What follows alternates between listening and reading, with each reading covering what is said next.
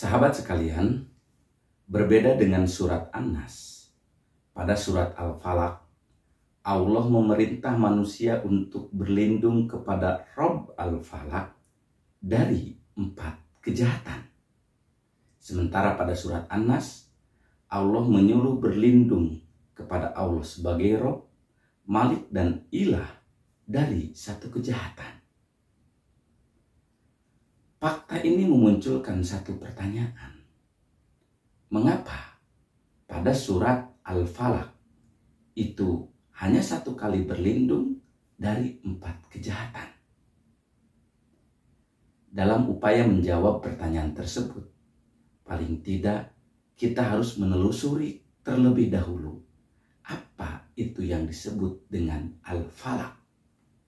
Kata falak berasal dari fa, lam, dan ko. Menurut Ibnu Faris, kata tersebut memiliki makna dasar membelah. Karenanya, alat kelamin untuk perempuan disebut parjun. Sahabat sekalian, fakta itu dikuatkan dengan salah satu firman Allah yang termaktub pada surat Asy-Syu'ara, yakni fa'auhayna ila Musa anidrib bi'asaqal bahra.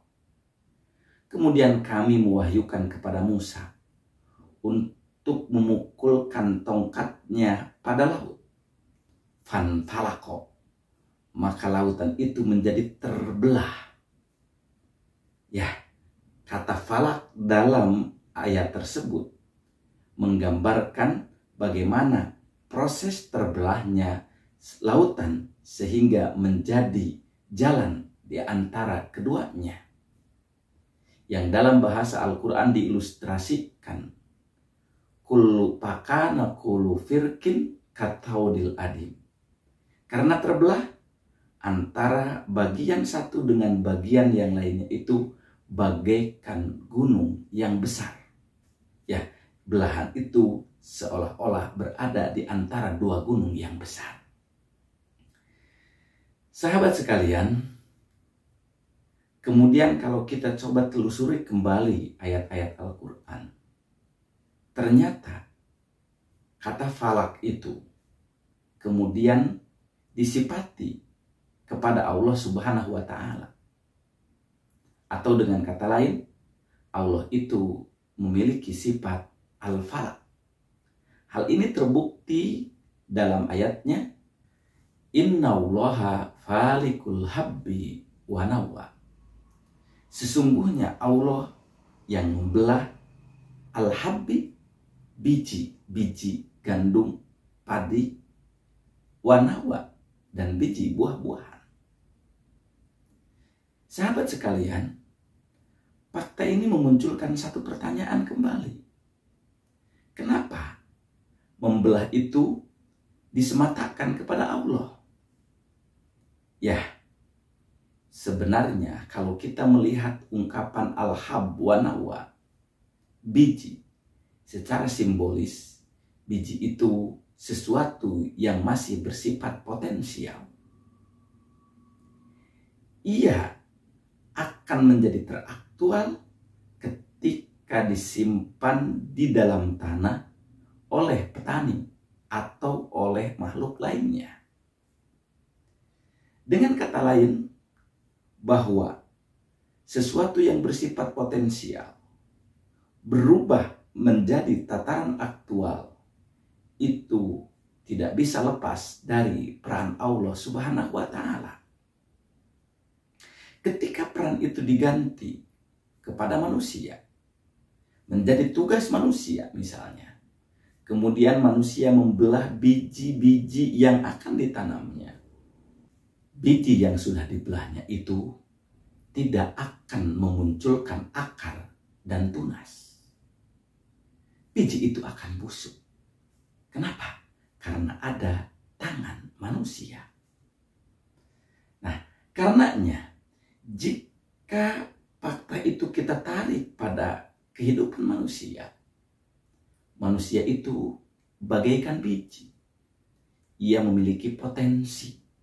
Potensi apa? Yang dalam bahasa Al-Quran disebut potensi fitrah.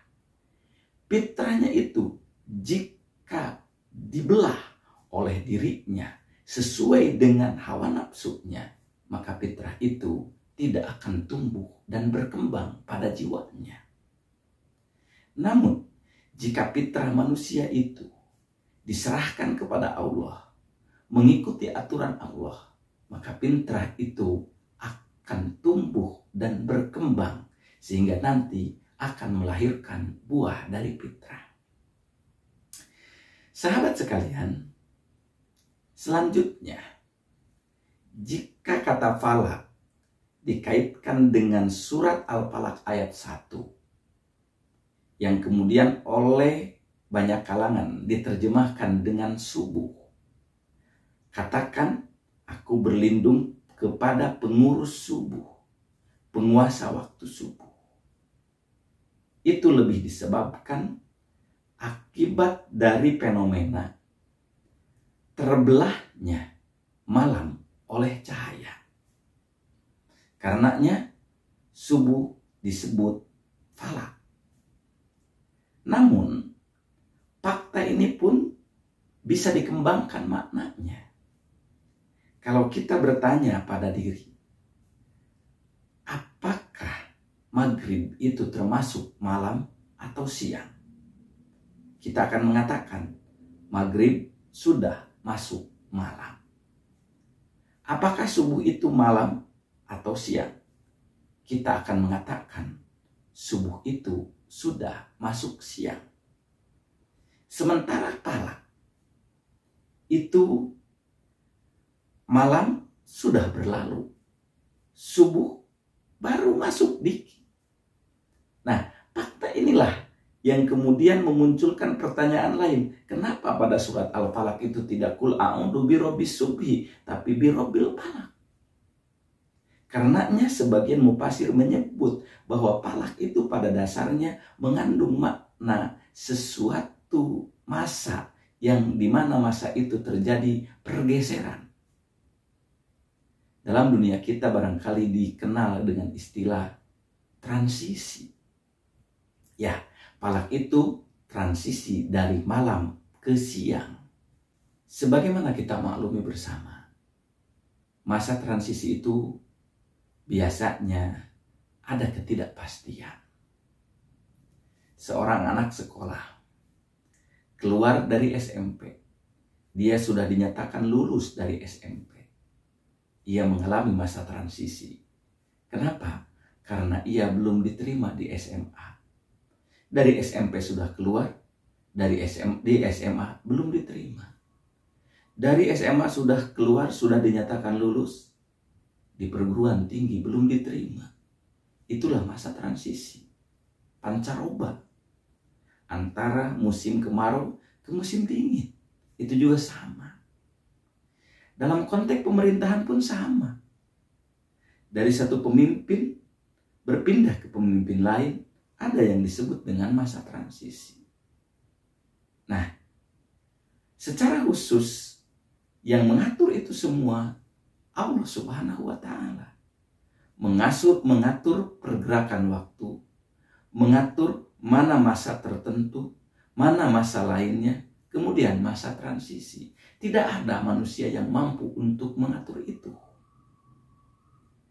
Dengan demikian dapat kita katakan bahwa pengungkapan Rabbi al-Falaq, penguasa, pengatur subuh atau masa transisi, berarti menunjuk pada kuasa Allah Subhanahu wa Ta'ala untuk mengatur alam semesta ini.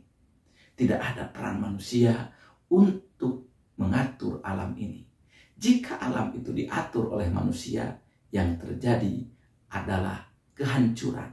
Seperti itu pula ketika tubuh dan rohani manusia diatur menurut hawa nafsu dirinya sendiri, maka ia akan hancur, ia akan menjadi sesuatu yang sangat mengerikan di kehidupan keabadian.